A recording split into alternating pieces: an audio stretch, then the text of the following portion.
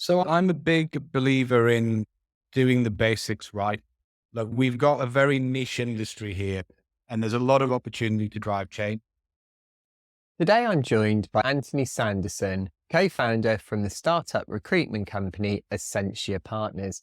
Anthony has a great deal of expertise in recruiting within personalised pricing, actuarial, and data. Ascentia's wider coverage also extends to risk and quantitative roles across the wider financial services, banking, and investment markets. So, let's meet Anthony. Hello, Anthony. Welcome to the show. Thanks, Jeremy. Good to catch up again. Yeah, it is. It's always good to catch up with you, buddy. First question I wanted to ask you is how did you get where you are today? Interesting question. I had probably not from a typical recruitment background, I guess. Like a lot of people in recruitment say they fell into it type thing, which is very much true from my side. I joined the prison service actually from college. So skipped university, went into my first full-time career at 18 and enjoyed that. Did it for about 10 years. I progressed up to manager level and covered a lot of different elements within that outside of, I guess, what you'd expect from the day-to-day prison officer sort of duties. A lot of that in terms of contract management, more commercially focused stuff for the establishment and that kind of thing. And I think I just got to a point where I needed to get out into the big wide world. I wanted to get into something a bit more commercial where I could find a meritocracy and I felt I could add value and drive something forward, which ultimately ended up being recruitment slash sales in the end. And absolutely no kind of intent from the start to go into that line of work. But I think from my perspective, it was a good opportunity, I think, to get into a career where I could drive my own delivery, could have my own little business within a business in terms of what I was looking after. And you get to speak to all of the different elements of the business and develop that commercial understanding, which admittedly back in 2016 was probably a bit lacking given the nature of the role that I'd had before. Fell into that. I did a year with Reed, which was the bigger high street type recruitment focused on accountancy and finance, which was interesting. Definitely a good place to start and learn the ropes. Went from there, went on to Eames, obviously insurance focused there. I focused on actuarial, but ended up doing a lot more of the personalized pricing sort of work as well as actuarial with some data science and analytics and so on around that. I just progressed from there, really. Learned a lot at Eames, learned a lot from a manager at the time, progressed to a team lead type role, and then took a slightly different segue and joined another company called Harnham in order to manage their data science team out in San Francisco, which was a keen interest. And increasingly, I'd done more in that space. That was quite badly timed with the pandemic, which kicked in about 6 months later. Yeah. I was due to move to the US and didn't, which in hindsight has worked well for me. And I think at that stage, I was quite keen to build something from scratch. I didn't want to plug into an existing business and keep being part of a function. I wanted to go somewhere, set the stall, I'd do it right, do it the way to my values, the way that I think it should be done. Joined Bruin. I spent the last 3 years there, which was excellent. Had a lot of autonomy, a lot of support from the business, and built out their general insurance function, which covered the London market and personal lines piece. And then data more broadly into insurance as a core focus, but also into banking, financial services, investment houses, that kind of thing. So went very well. But as with anything, I guess there's stages and got to the point towards the start of the year where I felt I was ready to do for myself. So launched my new business, Ascentia Partners, in July. Been trading for a couple of months now. And again, same sort of focus on that insurance piece from my perspective. My business partner looked after our FS banking business in that sense and looking to grow from there. Yeah, it's been an evolution since I took a random leap into the world of recruitment all those years back. It's amazing to hear of people like going out there and being entrepreneurial and really making a move in the space. What's been the best part about that? I think the best part is developing your knowledge. And I think it takes a real drive to do that. You can come into recruitment and work very hard and skim things surface level, and with the right output, you'll do well. But from my perspective, it was almost by chance falling into an industry which I really enjoyed, with it being insurance. I didn't know what it actually did, to be honest, when I first started recruiting. But having that opportunity to deal with businesses at quite high levels at times and really develop that understanding and thereby really identify where you can add value and understanding where you can't as well. I think there's a big thing. I'm not an actuary, never Yep. will be, nor am I a data scientist, but understanding the commercial outputs that are required, how a business works, where you can add value, and that high level perspective that you get from the market and being able to feed that back in is probably one of the more interesting parts of the work, I would say. Yeah, I've always been really impressed with the best recruiters, how they do really care about adding value. Am I getting this person into the right place for their life, for their career, and making sure that matches well with the employer and their needs? What would you say has been the most difficult part of striking out on your own? Probably two answers to that. I think the first part, in terms of, let's say, getting into recruitment in the first place, the first couple of years are hard. Ultimately, we deal with people every day, right? And people have their own agendas, and certain things happen in their lives that change direction. And there can be a lot of disappointment. Somebody accepts a counter offer, or an interview doesn't go the way it was planned. And ultimately, in your early days, you don't have the knowledge to add that much value. You're really learning from the people that you're dealing with. And just getting through that early stage where you have to go out and find every introduction to a business. You have to build a relationship with every hiring manager that you've never worked with before. Yeah, You have to get the buy-in from said candidate, get them to engage and manage that process. It's really difficult. And I think there comes a point where things start to tip more in your favor. You get more inbound, and you know what you're on, you can add that value. But certainly that early phase of 2 or 3 years, I guess, in an industry, probably the trickiest.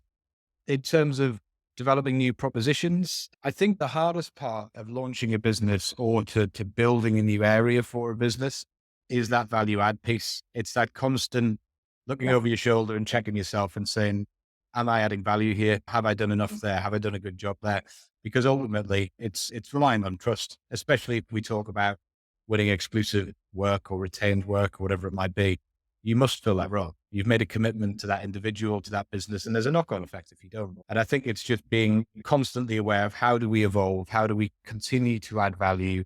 If we haven't done so well somewhere, which happens, how do we rectify that, and how do we fill that gap? And that's not just about placing roles, like I said earlier, about keeping your mind on the market and adding value from that perspective. It just doesn't stop. I think it's a constant ongoing kind of nature is probably strong. absolutely. I think it's quite different to when you're an employee somewhere, when you're on your own and it's really about you and the relationships that you make with other people in other businesses. I've actually got up on my wall the question, how do I delight my customers? And it comes from something Warren Buffett said. He said, if you're making the customer happy, you can't really go wrong. Yeah. Yeah, you're right. And there's also the other side of things from building a business. We have to be careful that we are creating the right environment here for our employees that allows them to thrive, allows them the autonomy to be able to develop themselves, but also with the right guidance, but also fosters the right kind of approach and culture internally, and how we portray that externally. It is a sales industry at the end of the day, but we're here to add value, and we're here to develop long lasting relationships. And that doesn't just apply to the market, to our candidates, our clients. It applies to our staff, and creating an environment where they want to be here and where they can excel as well. Absolutely. Ultimately, all businesses exist to sell, and we should all be proud of when we get a sale. It's this slightly, I want to say, British attitude of, oh, it's sales. But in reality, that's what business is. There is no business if we don't sell. And yeah, it leads on to my next question. What would you say is your mission for insurance recruitment? So I'm a big believer in doing the basics right. Look, we've got a very niche industry here, and there's a lot of opportunity to drive change. Now, some of that can be led, and opportunities identified by myself and my peers in the market and our teams. But ultimately, I think it's about developing the mindset from a client perspective, from an insurance perspective.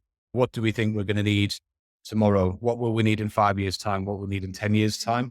And there's always a balance to be had, striking the balance between BAU. What do we need to do now? How do we remain profitable as an insurance company? What people do we need? What skill sets, tools, etc. do we need?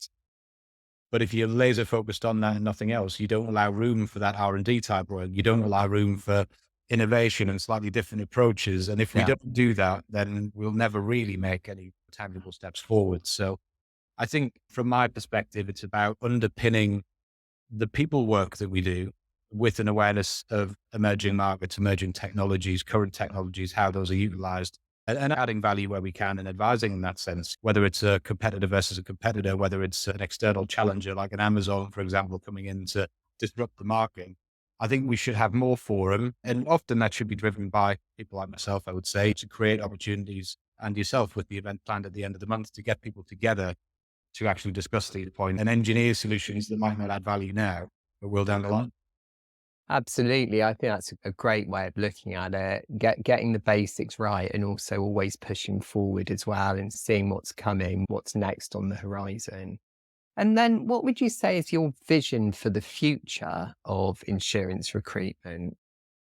It's an interesting question, which I probably can't answer all in one go, but there are new technologies in the world and in recruitment that will help. We've seen ChatGPT more recently and so on, and different AI approaches to identifying candidates to managing that recruitment process. So I think it will evolve. I think there are probably some simpler, shorter term solutions that could help specifically in niche industries like insurance. We've got certain job boards that companies might advertise on, recruiters might advertise on, candidates can apply via. But I don't think we really have a community, more of a place where people can come together and network. And that this could be an online place, some sort of forum, group or app or whatever it might be. Somewhere where people can be visible. We've got technology like LinkedIn, which is fantastic and so on. But there's probably a bit more opportunity to pull that collective together and to network more efficiently. But I think ultimately there's always a human touch required in recruitment for me. Some diehards will argue that it'll be taken over by Skynet in the future. We're going to have a job. But ultimately, to understand business requirements, to understand company culture, to really understand how somebody works, what makes them tick, what they need, and to be able to challenge that sometimes as well, whether that's a client asking for a certain skill set and certain shape of person, then sometimes we can challenge that. We can provide alternative options.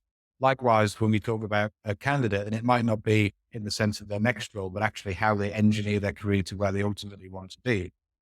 The machine can't do that. So there's always that human element, but technology will change probably the early stages of how we attract talent, how we identify prospects, how we get to the market quicker than other people. There's a lot of interesting stuff going on in that space, but ultimately it's always going to come down to the personal touch. Yeah, I think that's absolutely true. I know there's been a lot of talk about, are we going to be replaced by AI?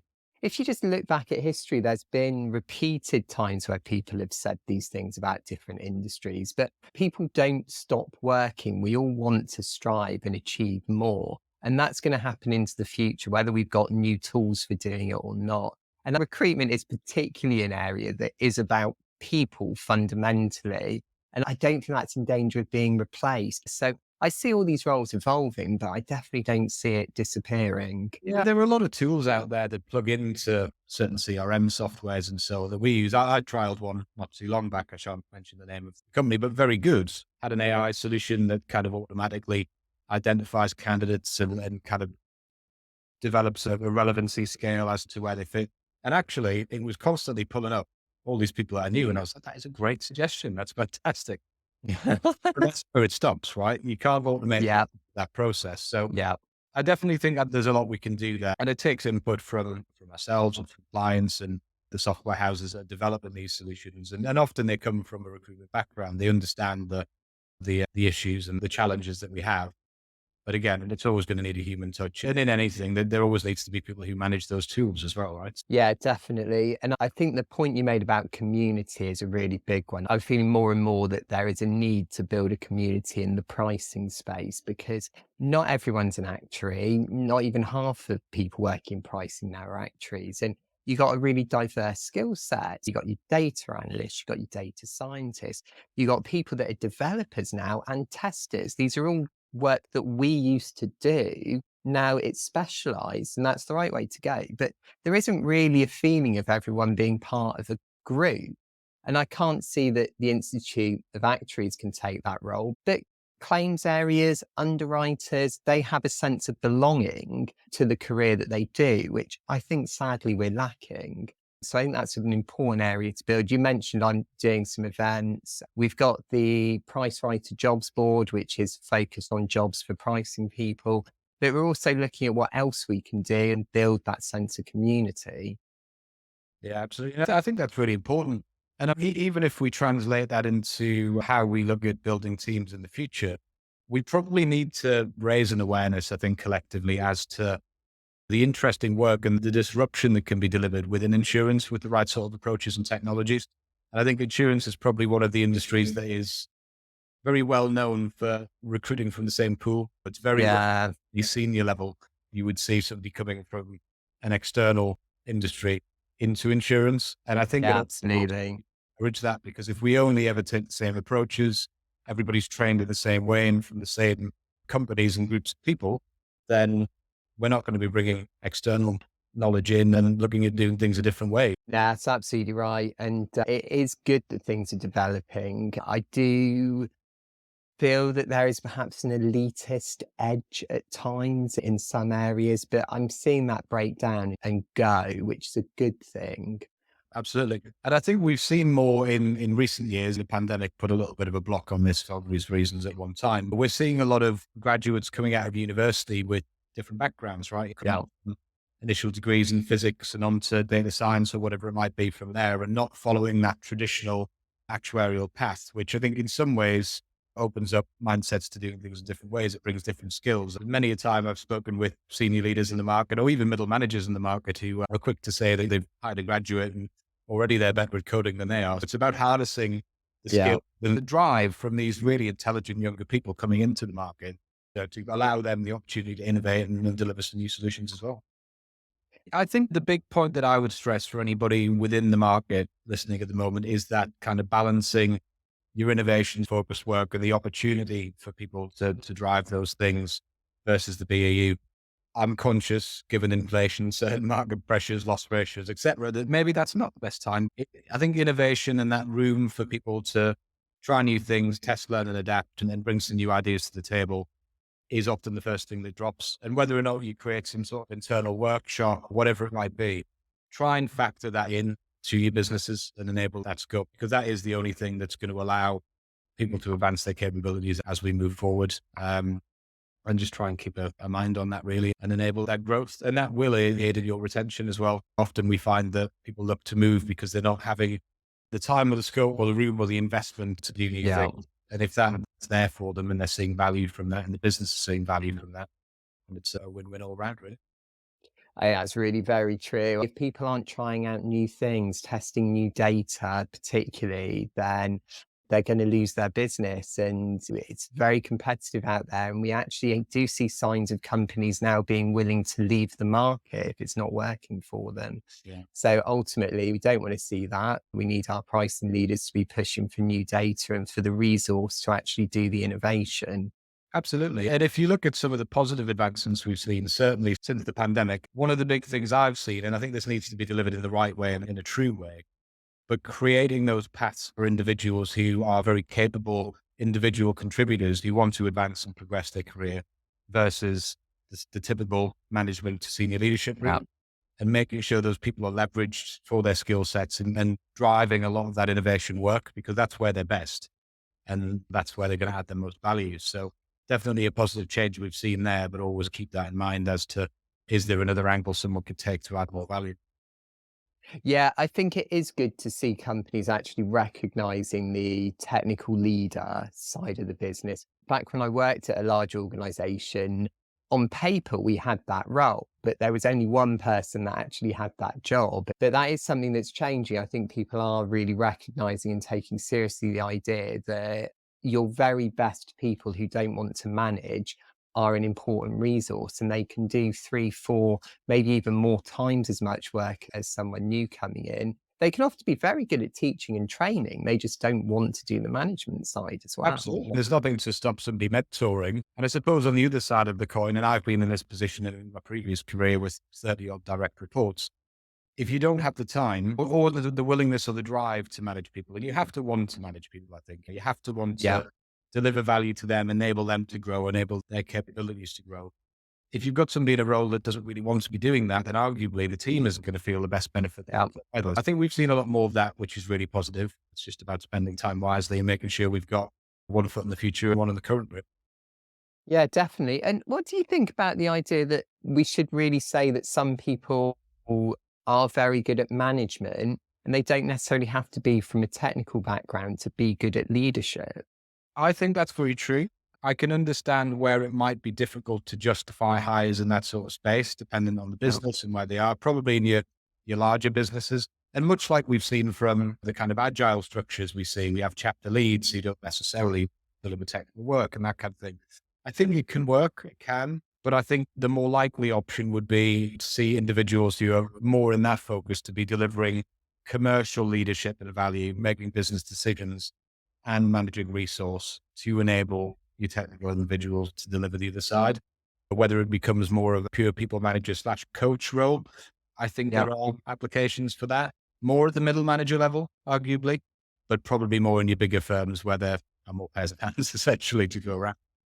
Yeah, that's true. I like what's happened in the agile space where there is just more of an idea that people are good at things rather than a position. So we used to be extremely hierarchical, whereas now it's the project manager to do those aspects and get things delivered. And then that takes the pressure off of other people so they can lead in other areas. And it's almost like choosing people based on how good they are at the thing you need done rather than where they already fit in some kind of rigid hierarchy. So I see that as being an excellent change. It's a huge benefit. I just think that with businesses, especially at scale, there's always an argument for picking and choosing one element to work for you.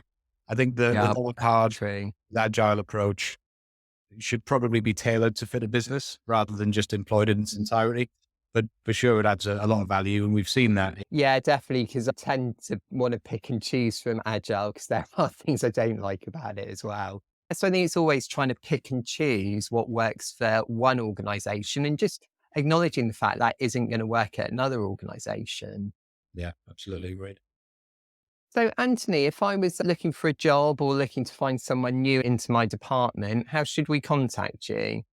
So we haven't got a website yet. We've got the framework, but haven't put that up yet. But my contact details are available on LinkedIn. It will be on our website. We've got our LinkedIn company page there, but just reach out directly. Always very active on LinkedIn as a platform, obviously. I'm always happy to have a chat, but whether or not that's for a new role or for a requirement in your team or whatever it might be. If you just want to call up and have a chat about the market and some insight, that's always beneficial to both of us. Always happy to do that. Can be reached on Anthony at Ascentia.Partners, email wise. But otherwise, yeah, could reach out for whatever medium's best. Brilliant. All right. Thanks a lot, Anthony. Thanks for taking the time today. And you have a good rest of your day. And I hope all goes well. Thanks, Jeremy. All the best. See you soon.